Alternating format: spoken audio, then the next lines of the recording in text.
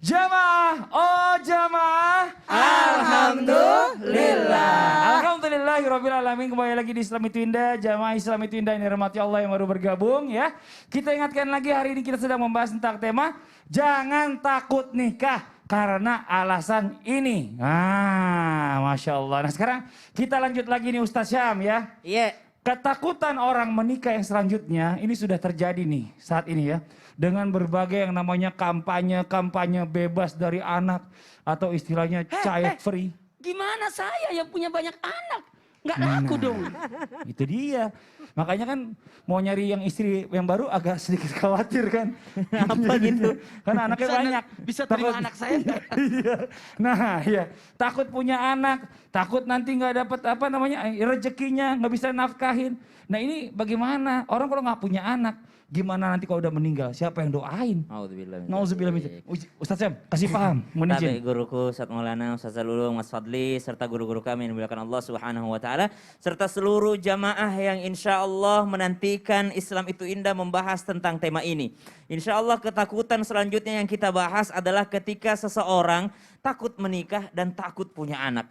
Maka muncullah istilah sekarang child free atau mereka yang tidak mau punya anak. Disebabkan karena berbagai alasan. Padahal yang perlu diingat, satu, baginda Nabi SAW dalam sebuah riwayat dari sahabat Anas ibn Malik radhiyallahu anhu wardahuma, Rasulullah SAW bersabda, memerintahkan untuk menikah dan melarang keras untuk membujang dan berkata, nikahilah wanita yang sangat penyayang dan yang mudah untuk beranak pinak, karena aku akan sangat-sangat berbangga dengan kalian di hadapan para nabi di hari kiamat. Hadis riwayat Ibnu Hibban. Makanya wanita itu pula memiliki 3 kriteria yang luar biasa. Satu, al-wadud. Siapa itu? Yang rasa cintanya besar, rasa perhatiannya besar, rasa peka perasaannya juga besar. Enggak usah kita minta kopi udah tersedia, enggak usah kita minta dipijitin udah mijitin duluan, enggak usah kita minta dibangunin udah tahu suaminya mau syuting gitu ya. Saya tuh.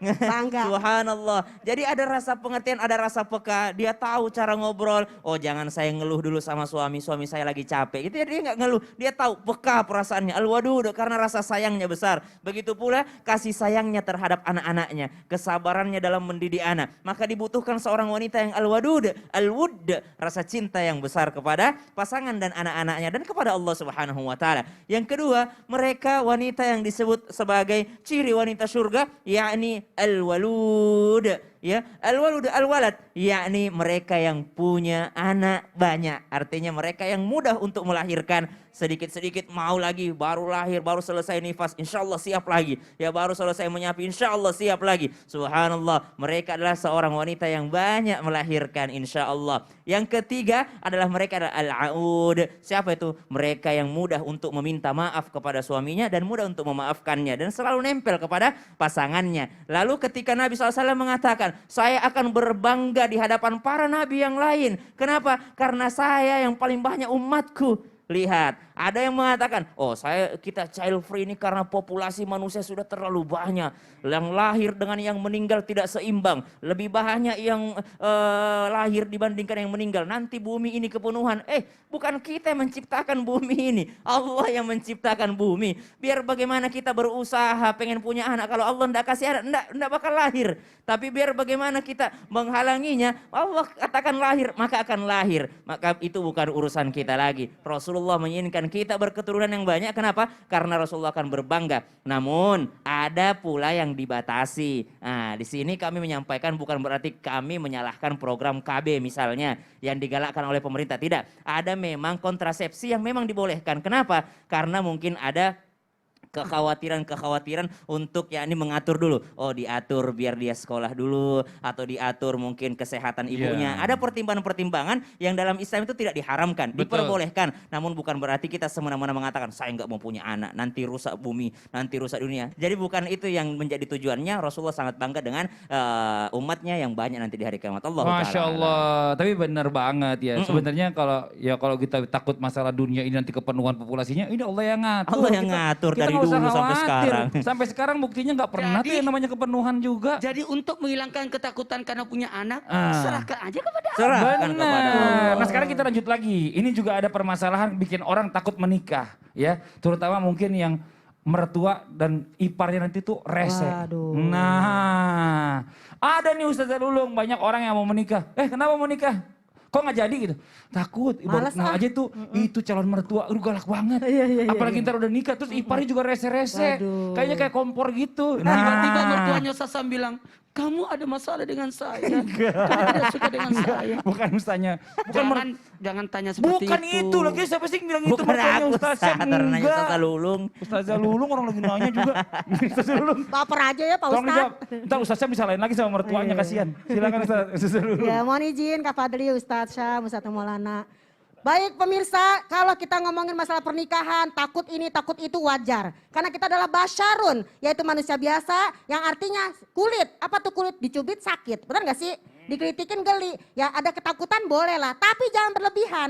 Karena apa? Takut mutlak dengan takut tobi itu harus dikalahkan dengan takut mutlak. Ada Allah yang menolong kita. Emang sih pemirsa, saya juga dulu pernah punya pengalaman, tergantung ucapan Pak Ustadz. Saya pernah tuh punya pengalaman gini, aku gak mau menikah sama yang suku itu, habis masa aku gara-gara ngulek gak halus aja dibilang, udah kamu gak bisa ngulek, gak jadi kamu sama anak saya. Dalam hati, ya udahlah ya Allah, aku kepengen punya suami yang tidak ada ibunya.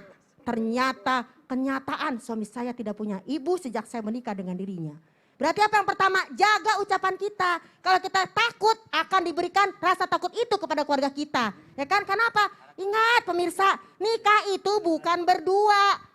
Ya, nikah bukan berdua karena pasangan kita pasti ada ibunya, pasangan kita pasti ada yang namanya saudara-saudaranya. Nah, kalau kita memang ketakutan terus, apa yang kau pikirkan menjadi kenyataan.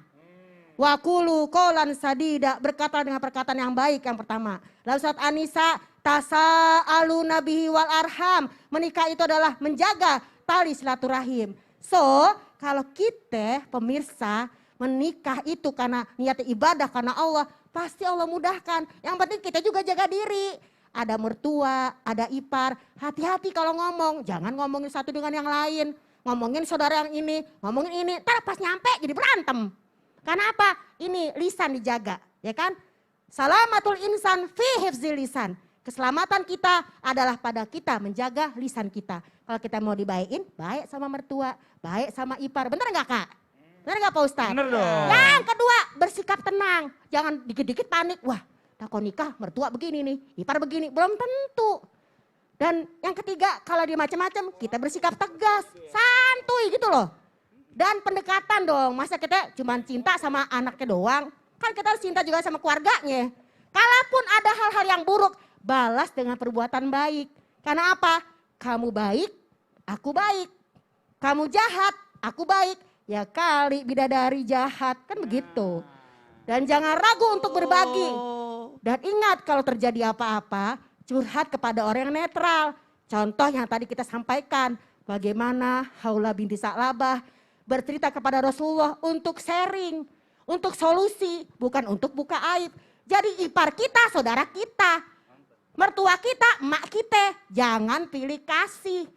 Gitu. Dan kita di sini yang namanya berkeluarga, ya kekurangan pasti ada aja. Iya bener lah. Emang mertua galak, misalnya ipar galak, lah kitanya galak apa kagak? Nah, Mengaca pada diri sendiri, balik lagi. bener. Dia baik, Kita aku baik. Dia jahat, Aku baikin. aku baikin. Iya. Ya kali bidadari jahat, kan nggak mungkin. Berarti kuncinya adalah menjadi orang baik. Bener. Kebanyakan semua orang itu pengen di ngertiin ya kan. Iya. Sebenarnya padahal nggak gitu. Harusnya kita mengerti orang, insya Allah Oh, feedbacknya tuh. dapat balik. Mantap itu. Mantul. Oke kalau gitu kita lanjut deh ya. Buat jamaah Islam itu yang ada di rumah yang sudah mengirimkan pertanyaan. Waktunya kita jawab di segmen Tanya Dong Ustadz. Kami semua tanya dong Ustadz. Kita masuk ke pertanyaan yang pertama dari Instagram hamba Allah. Assalamualaikum Ustadz dan Ustazah. Sebelumnya mohon maaf ya, saya hamba Allah izin bertanya. Apakah sikap saya ini salah? Saya takut atau menunda untuk tidak mau menikah dulu sebab saya sukses padahal umur saya sudah 21 tahun. Sedangkan semua teman-teman saya pada menikah. Dan saya lebih memilih melanjutkan pendidikan saya daripada memilih untuk menikah. Dan saya pada awalnya sudah berkomitmen sebelum saya umur 25 tahun dan sukses sebelum ada keinginan untuk menikah, tapi orang tua dan keluarga menginginkan saya segera menikah. Karena mereka takut nggak bisa melihat cucu dari saya. Nah ini bagaimana Ustaz Syam, ini orang yang suka menunda nikah padahal sebenarnya udah sukses gitu loh. Siap. Jadi standarisasi sukses itu apa sebenarnya? Jadi harus tahu dulu standarisasi sukses itu apa? Suksesnya anak SD, yang penting hari Jumat udah sukses itu karena besok udah libur. Gitu ya. Standarisasi orang yang kerja kantor yang penting hari Jumat udah bahagia karena Sabtu udah libur gitu. Jadi standarisasi sukses itu tidak ada. Bahkan kalau mau cari sukses yang sesungguhnya, sukseslah bahagiakan orang tua. Belum tentu gaji seberapa kita akan merasa bersyukur. Ada orang gaji banyak merasa belum sukses. Kenapa? Betul. Karena standarisasinya terlalu tinggi. Tapi ada orang gajinya mungkin di mata orang lain sedikit. Tapi dia merasa dirinya sudah sukses. Kenapa? Karena ternyata bersyukurnya besar. Masya Allah. Maka anak yang paling sukses adalah mereka anak yang mampu untuk membahagiakan orang tuanya. Dan Masya ketahuilah apa yang paling membahagiakan sekarang untuk orang tua antum yang bertanya. Yang paling membahagiakan adalah mereka ingin melihat cucu. Maka Betul. suksesnya Anda adalah sukses menikah. Ta'ala. Saya menikah waktu itu umur 22 tahun. Masya Allah. Ustaz Syam berapa tahun kemarin? 28 tahun. 28. Ustaz Lulung? 26. Yang sebelah kanan? Mana Iya ya. Siap-siap tahu siap. Saya tahu, pasti kamu menjebak saya. Kita lanjut ya, ada pertanyaan lagi nih. Assalamualaikum warahmatullahi wabarakatuh. Izin bertanya Ustaz Ustazah. Mohon nama saya disamarkan nggih, nggih ya. Saya perempuan dari lahir belum pernah pacaran dan seiring berjalannya waktu, saya lebih nyaman sendiri dan cenderung takut untuk menikah. Karena selama ini yang saya amati dari teman-teman, saudara-saudara yang sudah menikah, kebanyakan ujung-ujungnya cerai atau selingkuh. Seperti itu Ustaz Ustazah. Saya jadi takut nanti waktu nikah pernikahan saya akan berakhir seperti itu. Bagaimana ya caranya mengubah mindset bahwa nikah itu tidak menakutkan? Terima kasih. Wassalamualaikum warahmatullahi wabarakatuh. Jawabnya adalah menikah dengan Ustaz Maulana ya. Ya menyenangkan. Saya Ustaz Maulana jawab, saya jadi sekalian tafadhol. Sebelum saya diserang, saya menghindar dulu. Menikah di usia 22, aku 34. Bismillahirrahmanirrahim. Kepada yang nanya, jangan pernah takut karena trauma orang lain. Ingat, soal orang dan soal kita tidak sama. Apalagi kita beda sekolah. Kecuali ujian nasional ya. Dan mohon maaf. Ketika takut menikah karena ketakutan pasangan akan selingkuh dan sebagainya. Kenapa tidak lihat pasangan yang setia? Wih, Contohnya. telunjuknya kemana itu? Ke situ. Kenapa tidak cari orang yang setia? Amin, alhamdulillah. Contoh laki-laki setia. Rumah tangga yang bahagia. Kenapa harus lihat contoh yang buruk? Masih banyak contoh-contoh yang baik. Lihat keluarga Rasulullah. Lihat keluarga Nabi Ibrahim. Lihat keluarga Nabi. Pokoknya semua lihat. Yang baik-baik yang dilihat, yang dicontoh. Aduh, terlalu lama main. Aduh, maaf ya saya menjang kata-kata ini. Jangan berada di tempat yang busuk. Engkau akan berbau busuk. Tapi beradalah di tempat yang harum. Supaya engkau ikut harum. Mohon izin tanpa menyakiti perasaan siapapun. Rasa takut akan keadaan. Maka perbaiki keadaan itu.